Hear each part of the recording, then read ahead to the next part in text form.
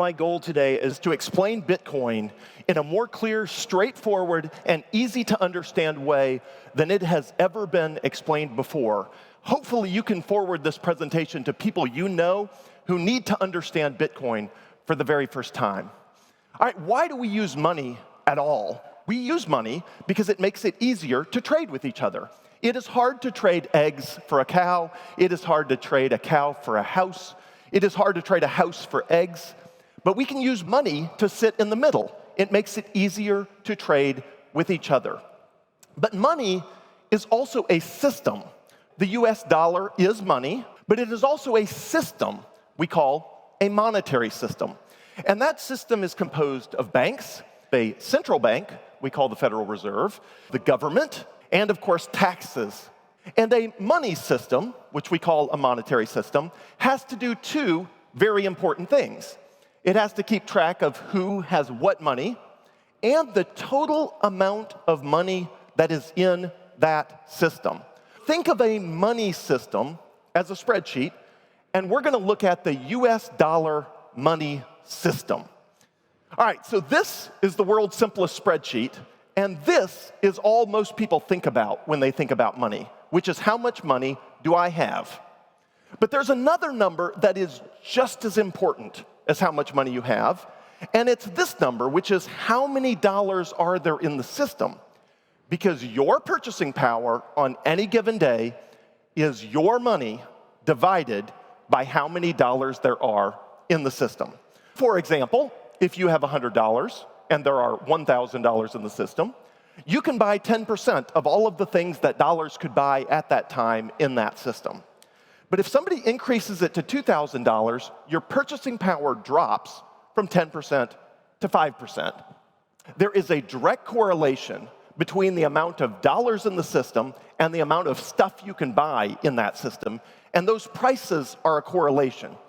You can add extra money to the system, going from $1,000 to $10,000, but the price of everything just goes up. It doesn't make more stuff in the system.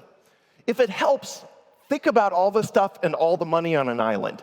You can add more money to that system, but it's not going to make more stuff. It just makes the stuff go up in price. So how many dollars are there in the US dollar system?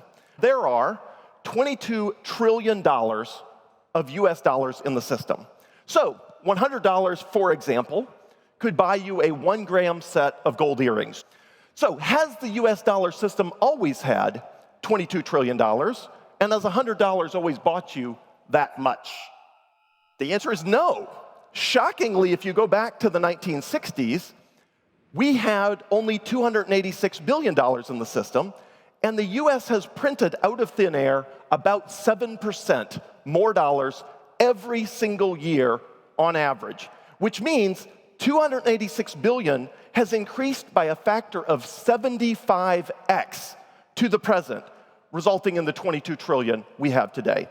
So back in the 1960s, you could buy 88 grams of gold for the same $100 that buys you 1 gram of gold earrings today. So when that number goes up, when the number of dollars in the system goes up, the purchasing power of those dollars in the system goes down, which is why you see prices rising. For example, the price of a Big Mac is up by a factor of 12 since 1968. The price of the same Campbell's soup is up by a factor of 10 since 1968. And in general, all the things we need and all the things we own cost about 10 times as much as they did back in 1960. Everything's rising. Now you may be wondering, but hasn't this number also gone up too? Hasn't the amount of dollars that are earned gone up? And the answer is yes, but only about half as much as the prices have risen for everything people need to buy. A typical hour of work buys you about half as many Big Macs and about half as much Campbell's soup and about half as much of anything as the same hour of work bought you in 1975. What is going on here? If this seems crazy, it is. Who manages this system anyway?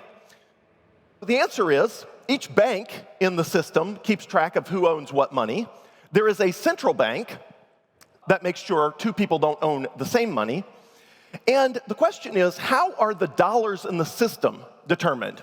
For the US dollar system, there is a central bank called the Federal Reserve with a chairman called Jerome Powell. And when they want to increase the dollars in the system, they meet and they effectively double-click that number and they make the number go up. They have a bunch of fancy words that mean they're going to print money out of thin air. But all of these fancy words mean at the end of the day, the total dollars in the system go up, your purchasing power goes down. And all of that is basically one big spreadsheet that they're changing the numbers on, technically called the database, but it's a big spreadsheet running on big computers. That is why the number of dollars in the system is on a tear. The dollar system runs on politics.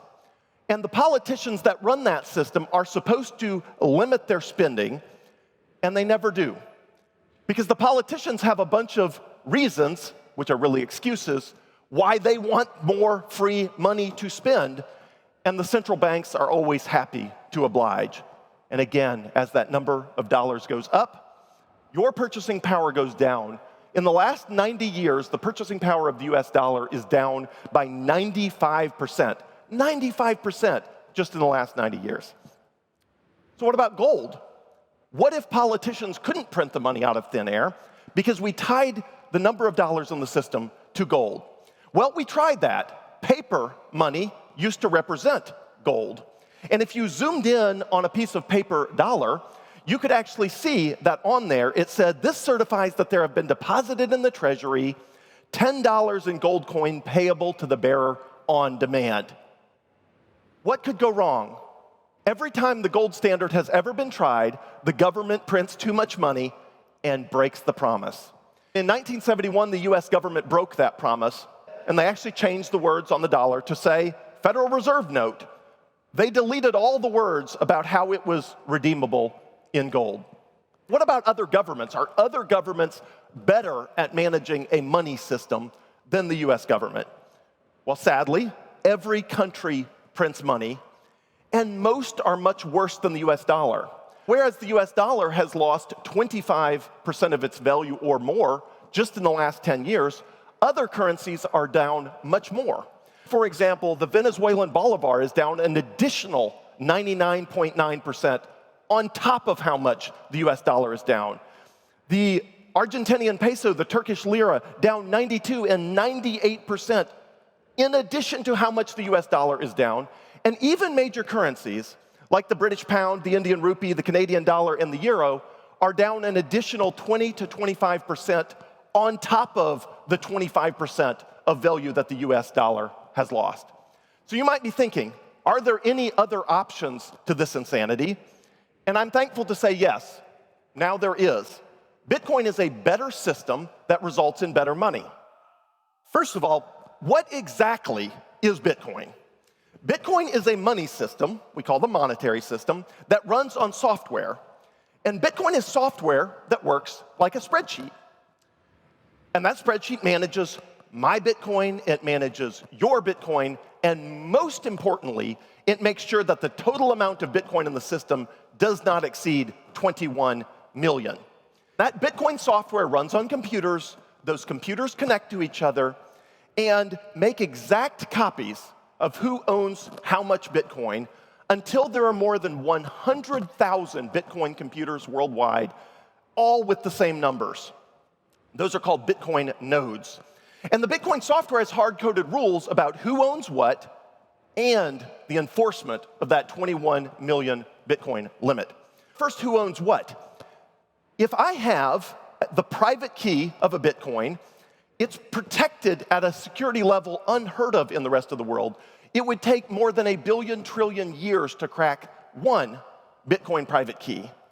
And if you have a Bitcoin private key, or if that key is managed by you, by Coinbase or Binance or someone else, then you can send or spend your Bitcoin in the real world.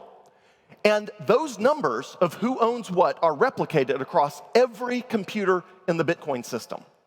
And every one of those computers is making sure that there will never be more than 21 million. This is a direct quote out of the Wall Street Journal. The computer code behind Bitcoin is hard-coded with a hard cap of 21 million coins. and straight from the White House of the United States when they established a strategic Bitcoin reserve, the protocol limits the total supply to 21 million coins. So 21 million is all there is. There will never be more Bitcoin. And the Bitcoin software that runs on Bitcoin nodes is hard-coded to disconnect anyone who tries. So if you change the software to be more than 21 million, you are rejected from the network and kicked off. Bitcoin is ultimately your money divided by 21 million, and no one can change that, which is why Bitcoin is going up in value over time. The US dollar is your money divided by infinity, because they will never stop printing dollars, which is why the dollar is perpetually down. And now you have the ability to make that choice. And the first question people have when they make that choice is often, okay, it's better money, it's a better system, but what about volatility? The dollar is more stable, but going down. Bitcoin is more volatile, but going up. Why is Bitcoin volatile? Well, newsflash, the world is volatile. And prices of everything in the world respond to what the world is doing. And we are still very early in the adoption cycle of Bitcoin, similar to the very early days of social media, online banking, and the internet. And when you're that early, and Bitcoin represents such a small percentage of the assets that are owned, then Bitcoin is like a small boat in a big ocean. It goes up and down with the waves of every little thing. As more people adopt Bitcoin, Bitcoin gets bigger.